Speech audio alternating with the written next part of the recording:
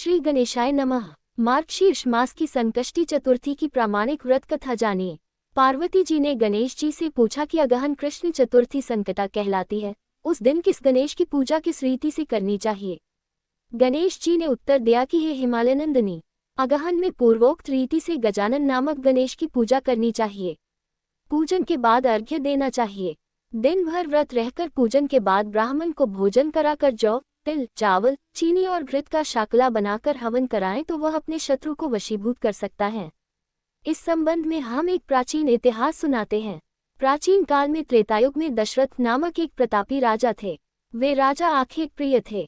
एक बार अनजाने में ही उन्होंने एक श्रवण कुमार नामक ब्राह्मण का आखेट में वध कर दिया। उस ब्राह्मण के अंधे माँ बाप ने राजा को शाप दिया कि जिस प्रकार हम लोग पुत्रशोक में मर रहे हैं, उसी भांति तुम्हारा भी पुत्रशोक में मरण होगा। इससे राजा को बहुत चिंता हुई। उन्होंने पुत्रेष्टि यज्ञ कराया। फलस्वरूप जगदीश्वर ने राम रूप में अवतार लिया। भगवती लक्ष्मी जानकी के रूप में अवतरित हुई। पिता की आज्ञा पाकर भगवान राम, सीता और लक्ष्मण सहित वन को गए, जहां उन्होंने खरदूषण आदि अनेक राक्षस व राक्षसियों का वध किया।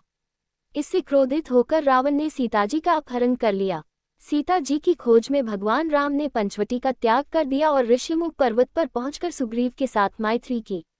तत्पश्चात सीता जी की खोज में हनुमान आदि वानर तत्पर हुए। ढूंढते ढूंढते वानरों ने गिद्धराज संपाति को देखा।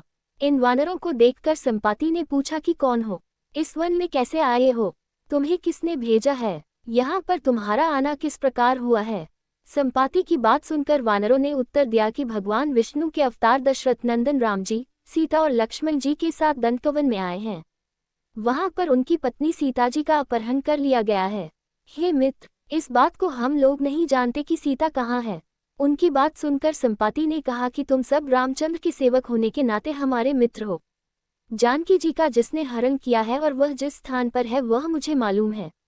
सीता जी के लिए मेरा छोटा भाई जटायु अपने प्राण गंवा चुका है। यहाँ से थोड़ी ही दूर पर समुद्र है और समुद्र के उस पार राक्षस नगरी है। वहाँ अशोक के पेड़ के नीचे सीता जी बैठी हुई है। रावण द्वारा अपहृत सीता जी अभी भी मुझे दिखाई दे रही है। मैं आपसे सत्य कह रहा हूँ कि सभी वानरों में हनुमान जी अत्यंत पराक्रमशाली है, अतः उन्हें वहां जाना चाहिए। केवल हनुमान जी ही अपने पराक्रम से समुद्र लंघ सकते हैं, अन्य कोई भी इस कार्य में समर्थ नहीं है।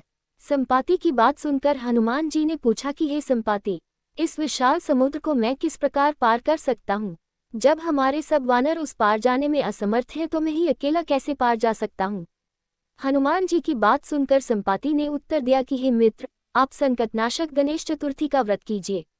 उस व्रत के प्रभाव से आप समुद्र को क्षण भर में पार कर लेंगे। संपाति के आदेश से संकट चतुर्थी के उत्तम व्रत को हनुमान जी ने किया।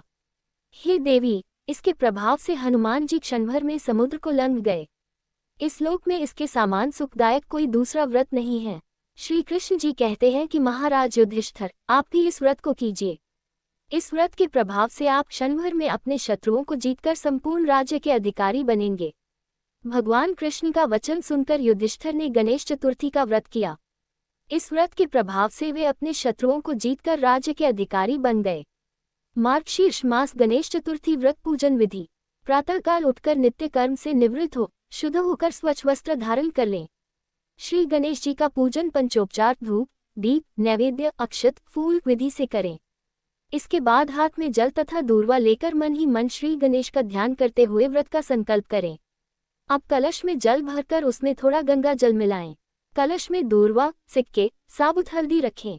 उसके बाद लाल कपड़े से कलश का मुख बांध दें। कलश पर गणेश जी की प्रतिमा स्थापित करें।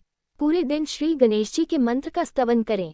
संध्या को दोबारा स्नान कर शुद्ध हो जाएं।